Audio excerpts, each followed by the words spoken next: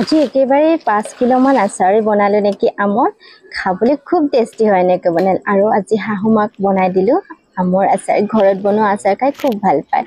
আৰু এয়া আম বুটলি আছো আমি দুয়ো হাজবেণ্ডে পাৰি দিলে আৰু এয়া একদম থপা থপে আঙ্গুৰ যেন লাগি গৈছে আম ইমান দেখি একদম খাবলৈ মন গৈছে কেঁচা কেঁচাকে তাকে আৰু বুটলি আছো একদম ঢেৰ আম পাৰিলো এপাচিমান আম পাৰি আজি আচাৰ বনোৱাহে কথা আৰু হেয়া দেখিছে হাজবেণ্ডো হেল্প কৰি আছে মোক আৰু এইপিনে আমখিনি গুটে আমি বুটলি লৈ ললো আৰু এয়া চাওকচোন মোৰ শাহুমাও আহিছে এইপিনে গছত একদম মানে গছৰ পৰাই পাৰি দিলে এয়া দেখিছে নহয়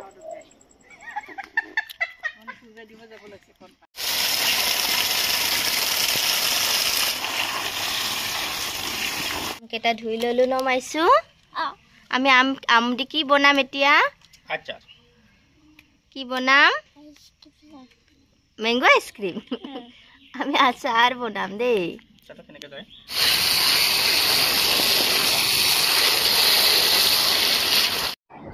নমস্কাৰ মই তোমানি আপোনালোকক সকলোকে স্বাগতম জনাইছো অন্য এটা ব্লগ লৈ আৰু আজি একেবাৰে দেখিছে নহয় আমখিনি ধুনীয়াকৈ ধুই ললো তাৰ পিছত এতিয়া বাস আমখিনি শুকুৱাহে কথা কাৰণ আচাৰ বনাওতে সদায় আমখিনি ধুনীয়াকৈ শুকাব লাগিব অকণো যাতে পানী লাগি নাথাকে তো এয়া আমখিনি লৈ আহিলো আহি পেলাই এতিয়া মই শুকা দিম তো তাৰ কাৰণে মই আগতে ইয়াতে মছলা শুকাই থৈ দিছিলোঁ ডলাখনত এয়া দেখিছেনে আধা কিলোমান মছলা মই শুকাই ৰাখিছোঁ ইয়াতে তো আপোনালোকে মছলা দোকানত গ'লে তাত গৈ যদি আচাৰ বনাবৰ কাৰণে মছলা লাগে তেতিয়াহ'লে সিহঁতে নিজেই ধুনীয়াকৈ মিক্স কৰি পেলাই দি দিয়ে কিন্তু তথাপিও আপোনালোকে সৰিয়হটো অকণমান বেছিকৈ লৈ আহিব এক্সট্ৰাকৈ আৰু ইয়াত ধুনীয়াকৈ শুকাই গ'লে মোৰ মছলাখিনি আৰু এইপিনে এতিয়া আমখিনি মই এই ডলাখনতে মেলি দিছোঁ আজি ৰ'দটো খুব চোকা তো সেইকাৰণে ভাবিছোঁ অকণমান সময়তে আমকেইটা শুকাই যাব মই মচি নাথাকোঁ আৰু কাপোৰেৰে আৰু এয়া আমখিনি শুকাই গ'লে তাৰপিছত হাজবেণ্ডে আচাৰ বনাবৰ কাৰণে আমকেইটা সৰু সৰুকৈ কাটি দি আছে আৰু মই এইপিনে গুটিকেইটা ওলাই আছোঁ কিছুমানে আকৌ আচাৰ বনালে গুটিকেইটাও দিয়ে কিন্তু মই ভাল নাপাওঁ বৰ বেছি অকণমান কেহা কেহা ভাৱ থাকে যিহেতু তো এতিয়া ইয়াতে হালধি আৰু নিমখ দি পেলাই শুকাম নিমখ মই বেছিকৈ নিদিওঁ অকণমানেই দি দিছোঁ নিমখ কাৰণ আৰু বনাওঁতে আকৌ মছলাৰ লগত দিবই লাগিব যিহেতু ইয়াতে অকণমান দি পেলাই এতিয়া এইখিনি ধুনীয়াকৈ ৰ'দত মেলি দিমগৈ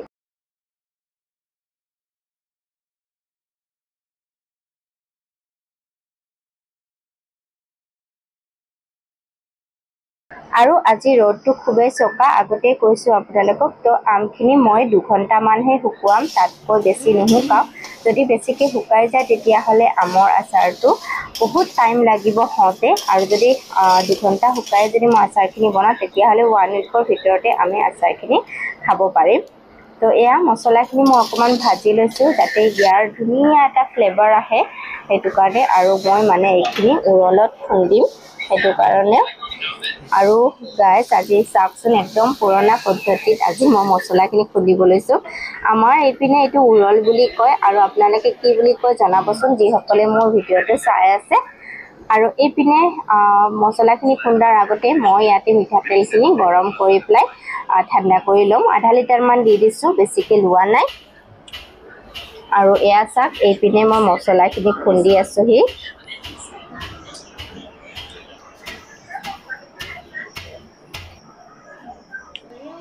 এয়া দেখিছে নহয় আৰু এই মছলাখিনি খুন্দা আমাৰ ৰেডি হৈ গ'ল তো এটা ডাঙৰ চৰিয়াত মই মছলাখিনি ওলাই ল'ম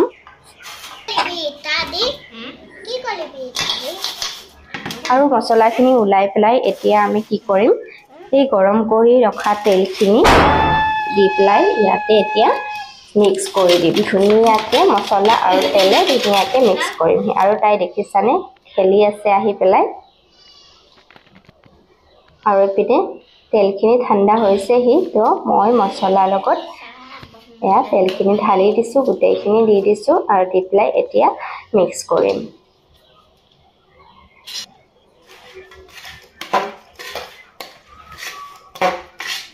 এয়া চাওকচোন এনেকৈ হাতা পাতেৰে মিক্স কৰি দিছোঁ হাতেৰে চুই লোৱা নাই মই আৰু এতিয়া ইয়াত দি দিম নিমখ অকমান কমে দিম যিহেতু আমাৰ মানে দেউতাৰ অকমান বিপি হাই আছে তো সেইটো কাৰণে বজাৰৰ আচাৰ নাখায় তো ঘৰত বনোৱা আচাৰ খায় সেইটো কাৰণে অকমান নিমখটো কমে ৰাখিম আৰু আচাৰ খাই খুবেই ভাল পায় দেউতাই সেইটো কাৰণে আৰু প্ৰতি বছৰে মই যেতিয়া ঘৰলৈ যাওঁ তেতিয়া এনেকৈ আচাৰ বনাই দি আহোঁ ঘৰত এয়া দেখিছে নহয় এই ধৰণে গোটেই মছলাখিনি ৰেডি কৰি দিছো আৰু এতিয়া আমখিনি ইয়াতে এড কৰিছো আৰু ধুনীয়াকৈ গোটেইখিনি মিক্স কৰি লম আৰু এতিয়া ইয়াতে জলকীয়া কেঁচা জলকীয়া কেইটামান মিক্স কৰি দি দিছো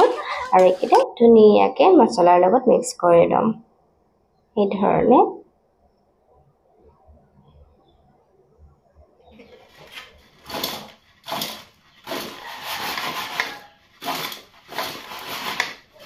আৰু এইপিনে ধুনীয়াকৈ মিক্স কৰি ললো তাৰ পিছত এইখিনি সাইড কৰি ৰাখি দিলো আৰু এতিয়া মই ৰ'দত শুকাই দিছিলো অকমান শুকান জলকীয়া মচমচীয়া হ'ব কাৰণে যাতে মই উৰালত ধুনীয়াকৈ খুন্দিব পাৰো এয়া ধুনীয়াকৈ মই শুকান জলকীয়াখিনি খুন্দি ললোহি